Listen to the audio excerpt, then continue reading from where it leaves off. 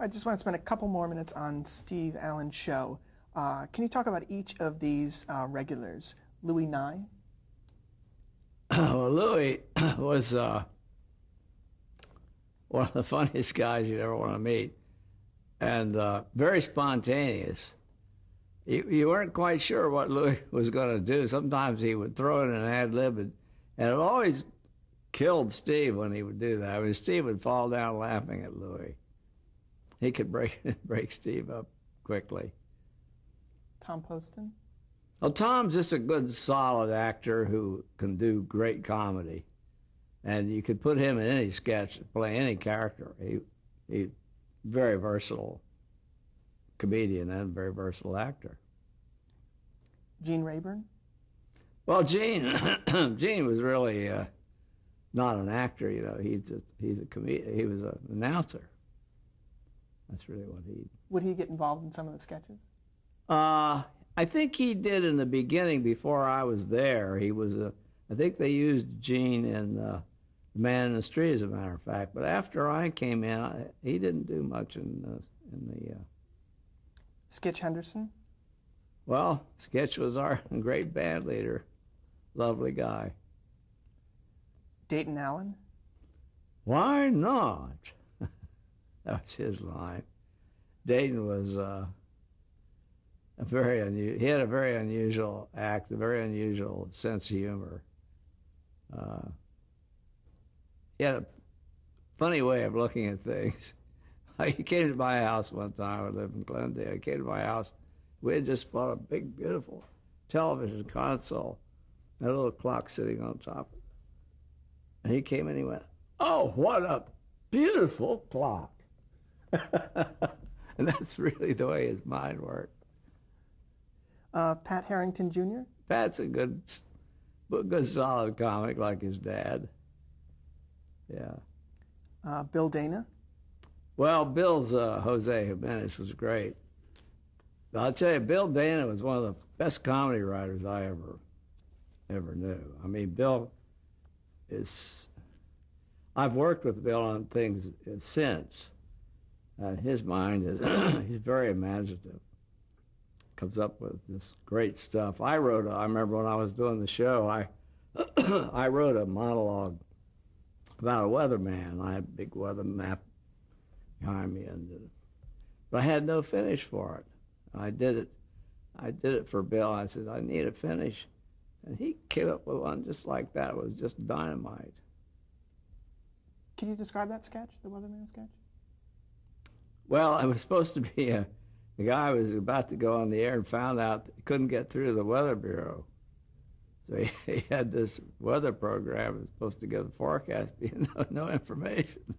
So he's got 5 minutes to fill, and he's a wreck. And of course he keeps trying to find out if they've gone through, which they never do. Do you remember what Bill Dana's ending was? Sure.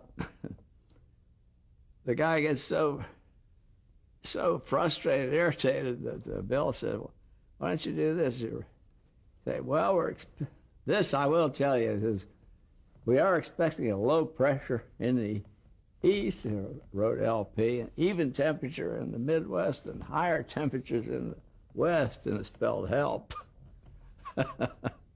I see you getting the message up there. That was a great finish. It always worked. Now, there was one instance where a practical joke was played on Louis Nye. Oh, yeah. Could you talk about that? Is that the one? Let's see, what was that? I guess Tom Poston and you, Tom Poston was pretending that he'd been drinking all day, and oh, yeah. You guys flub lines on the air. Yeah, and he thought, yeah, he couldn't figure out what, yeah, he was trying to cover, that's right. He was really, yeah, I don't remember it too well, but I remember it. Yeah. Now, at one point you guys traveled to Havana. Do you have any memories of that experience? Yeah, I remember that Edgar Bergen was our guest, and the other two guests on the show, or the other guest on the show, at least one of them, I don't remember if we had more maybe, but I remember that Lou Costello was our guest. And I remember in Havana, the Cubans were the only one of us that they knew was Lou Costello. He'd seen all of the Abbott and Costello movies, and they were all over Lou for his autograph and everything. Did the show travel a lot to other places, or was this a special? No, the only time we ever traveled was there, and then we came out here once and did 2 shows from here. Now, do you know whose idea it was to go to Havana? Was it Steve Allen's idea? I think it was. I'm not sure. Tell you the truth. And like you mentioned, Edgar Bergen was on the show. Mm-hmm. Did you meet any of your other childhood idols, Jack Benny? Oh, I worked with Jack Benny years later. Yeah. On what show? The first thing I did with Jack, maybe it was the only thing. Yeah, it was the only thing I really ever did with him. We did a special for General Foods when I was with the Andy Griffith Show. General Foods had a whole bunch of shows on, and when it was a little cheaper, I guess, put a show on. And they had the Andy Griffith Show, they had the Dick Van Dyke Show, and a whole bunch, Danny Thomas, of course. And then they had Jack Benny, some specials I guess they were doing with him that year. And then they had Phil Silvers, the new Phil Silvers show. And they wanted the stars from all these shows to do this special. And they had Andy Griffith as our star, and then they brought me in to play the vice president of the network who's scared to death about all these people. So I got to work with Benny there. That was a real thrill for me. How about meeting Bergen? That was fun too. Yeah. In fact, I wrote about it recently where we were in Havana, and I was talking to him. He had Charlie McCarthy. He's holding him there, and he said, "I want to run to the John." He said, "Hold this for a minute, will you?" He hands me Charlie McCarthy. I'm going, "Oh my God, I'm holding Charlie McCarthy." If they could see me in Morgantown now. So how did you end up moving to Los Angeles? Because Steve, after 3 seasons that I was with the show, I guess it was, 3 seasons in New York, Steve, I believe, he's the one that talked to NBC into bringing the show out here. So I moved, they moved us all out. And the film version of No Time for Sergeants, was that made before that move? Oh yeah. I made the film while I was doing No Time for Sergeant, the play. I got a week off to come out here and do it. And that was your screen debut? Yeah. They just did that one scene. I flew out. I think it took us all of about 3 hours to shoot it. What were your impressions of Hollywood? Oh, I was thrilled. I was thrilled because I had, as a kid, I was this big movie freak, because my mother, she was, loved it and kept taking me to movies from the very beginning I could remember. So, and there was no such thing as television. So when I thought of becoming an actor, the epitome of success would be to be in the movies. So I was really thrilled to come out here and actually be on a movie lot. We did it at Warner Brothers. And who is the director? Why do I always do this with names? I have Mervyn LeRoy. Yeah, you're right, Mervyn LeRoy. And do you remember working with him? Or? Sure, Mervyn. In fact, I did another picture for Mervyn later. Yeah, he was quite a mogul, He was fun. So did he keep control of the set? Oh yeah. And Andy had talked to. I think Andy must have talked him into using me in the movie. And he filled them in on me. And when I came out, they treated me like a big star. Took a big photo session and sat down and interviewed the PR people, and then he took me around introduced me. I remember I met Debbie Reynolds, and he took me. He was editing as he went. And one morning he brought me in the editing room. And I watched him edit, and I was all eyes and ears. Now, how did you come to be cast on the Andy Griffith Show? Well, during the last season of the Steve Allen Show, Pat Harrington Jr., he and his wife liked to play bridge, and so did we. So we were playing bridge with him one night, and he said, I want to watch, he said, let's stop and I want to watch the Danny Thomas Show. Because they were thinking about using Pat on the show.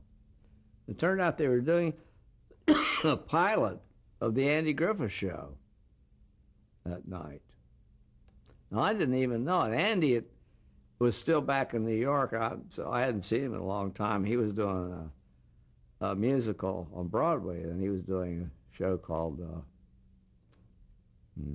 anyway. And so when I saw this, it was the sheriff in a small town, and I said, "Gee, he could use a deputy." So I called him in New York, and he said, "That's a hell of an idea." So he said, "I'll call Sheldon Leonard. He's going to be our exec producer." He said, "Why don't you go see him and sit with him?" And so that's how I went in and talked to Sheldon. We kicked it around for a while. And I waited several weeks and finally got the call to come in and do the show. So you actually watched that pilot on television? Mm-hmm. Was it at your house or at Pat Harrington's house? Pat Harrington's house. And so it was your idea to create that character? It was my idea that he have a deputy. Yeah. I didn't create the character in the beginning. The writers wrote him in, but we, like all running parts in TV, each week you'd add something, or then they'd add something, and the character just built as we went. So did you know that this was a pilot for a series? Yes. Oh yeah. So Andy Griffith, how did he feel about having his own series? Oh, I think he loved it. Yeah. So describe executive producer Sheldon Leonard. Well, Sheldon Leonard is a wonderful, wonderful guy, smart as a tack, used a lot of big words. He'd never use a small word if he could think of a big one. And everybody thought that was kind of funny with him.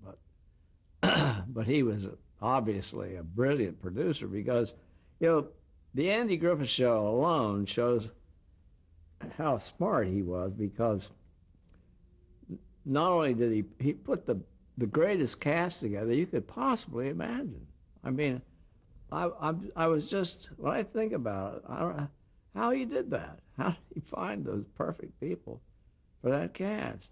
Everybody was just, there was no such thing as a weak sister in that cast. It was wonderful. And he hired Aaron Rubin to produce and be the head writer. And I mean, he just put all the pieces in place that needed to be there for a good show.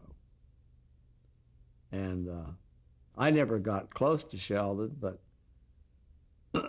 he would meet with us every week and discuss the script that we were going to do down the road a couple of weeks, and get our input and so forth. So we always met him at least once a week. So he was very hands-on? In that way, he was with the script, yeah.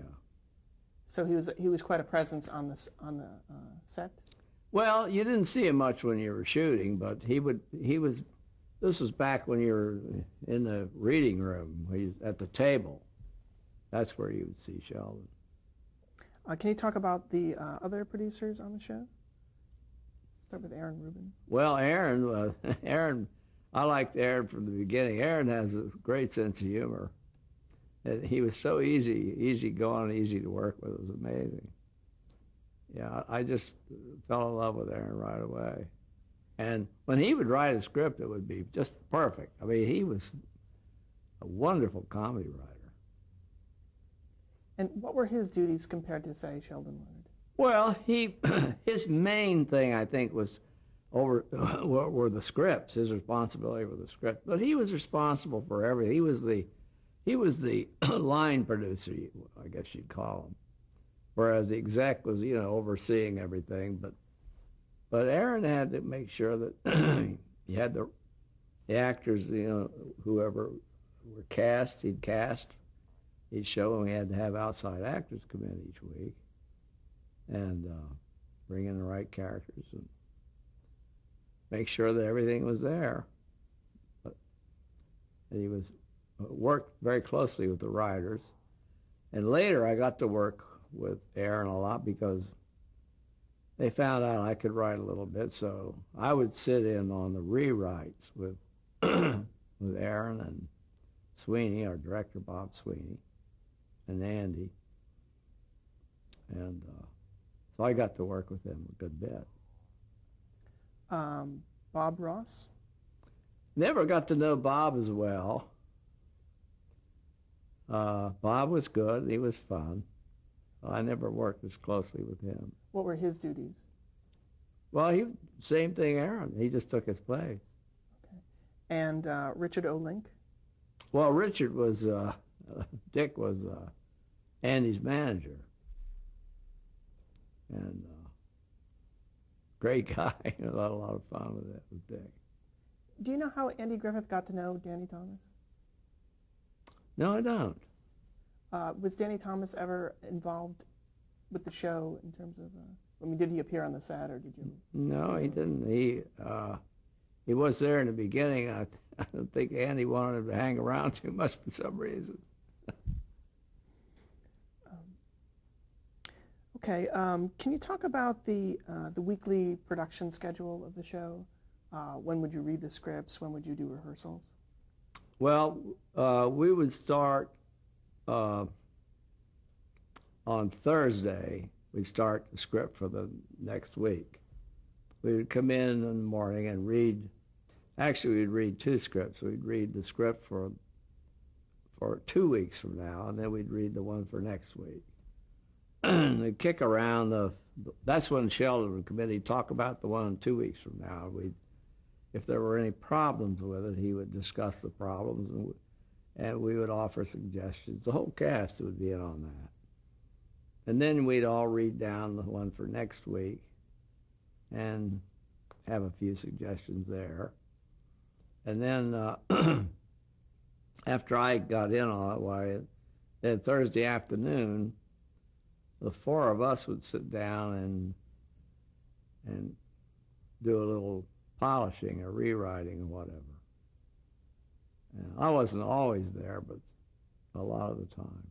So would the actors also pitch in lines? No, this was somewhat, but the final rewriting was done by Aaron and Bob Sweeney and Andy, and sometimes I would sit in on that. So who had ultimate script approval? I never thought of who had approval. It was always. So there were never scripts that were rejected; they were just worked on. Right. Yeah, they were. Yeah. Anyway, we did that. That would be a long day on script on Thursday, and then we would write. Then we would rehearse on Friday. Rehearse on the set, on the set. And then Monday morning, we'd usually go down to Culver City to do the outdoor stuff. We had our outdoor sets down there. And maybe we'd be there all day, or if we could finish, we'd come back to the studio and shoot later in the day. And so we'd actually shoot Monday, Tuesday, and Wednesday. And they were usually pretty long days, usually 10, 12-hour days. So that was it. So it was a Monday through Friday work week. Oh, yeah. Weekends off. And memorize your lines over the weekend. Describe the character you played. I don't know how to describe Barney. He was a childlike character. He thought he was a good cop. Thought he was the best cop in the world, I guess. And what was he like as a lawman? Apparently not too effective. And what were his philosophies on life? Barney's philosophies? I don't know. Does he have philosophies? Can you describe how you prepared for the role? In what way? What do you mean? Well, when it was first being written, did they approach you and tell you? Did the writers meet with you and discuss the character? No. You got the first script and you came up with it yourself? Yeah, I just read it and decided how I'd play it. I don't really have any memory of any thought process. I think actors sort of do that without thinking too much about it. Or at least I always did. Did you use anything from the nervous character that you? No, occasionally when when he would have a reason to be frightened, I use a little of that. But I didn't like to work that into the character too much. Yet people used to say, "Oh, Barney's a little nervous guy," but it wasn't the same guy at all. Totally different character. Now, did you try to work a Southern accent? It took place in the South. Yeah, I did. Of course, I'm from West Virginia, so I had a little bit of hillbilly accent, but we didn't lean on that. Andy, in the beginning, I think laid on his Southern dialect more than he really had, and then he pulled that way back as we went on. Do you know the reason for that? Well, I think he was originally. I think he was doing the character he did in No Time for Sergeants. I think he was being the funny guy, and as he said later, he said, "Well, it turned out I wasn't the funny guy. It was Barney was the funny guy, and the other characters." So he said, "My job was to play straight." So that's what he did. He pulled the character way down, and just played him as a normal guy. And so he has a natural Southern accent anyway. He didn't have to put any more on. Now, what are some of the catchphrases or lines that Barney would reuse throughout the show? Oh, he'd, let's see, what were they? Nip it was one of Barney's. Nip it in the bud.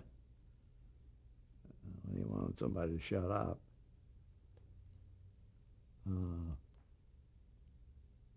I can't remember offhand.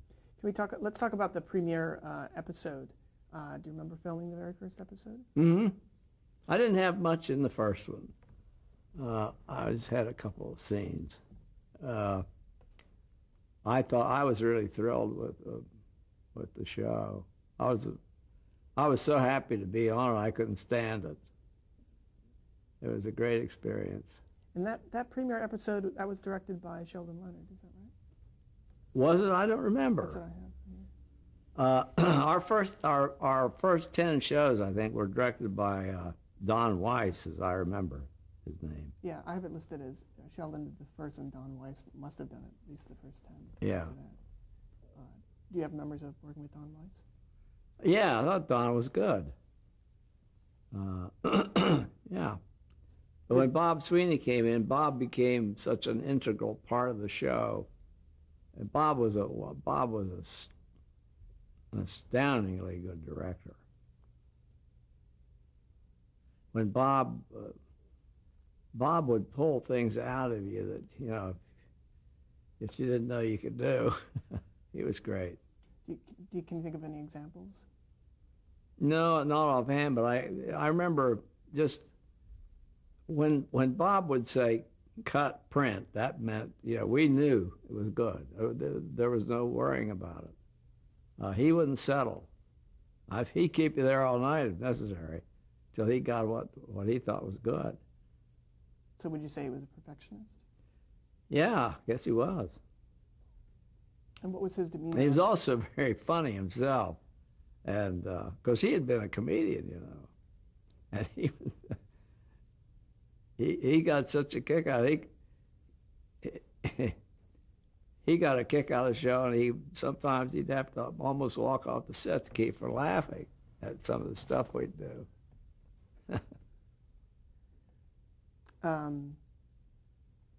How did that first episode differ from the pilot episode? Well, I think it was in the fact that that Andy was playing. Oh, the first episode.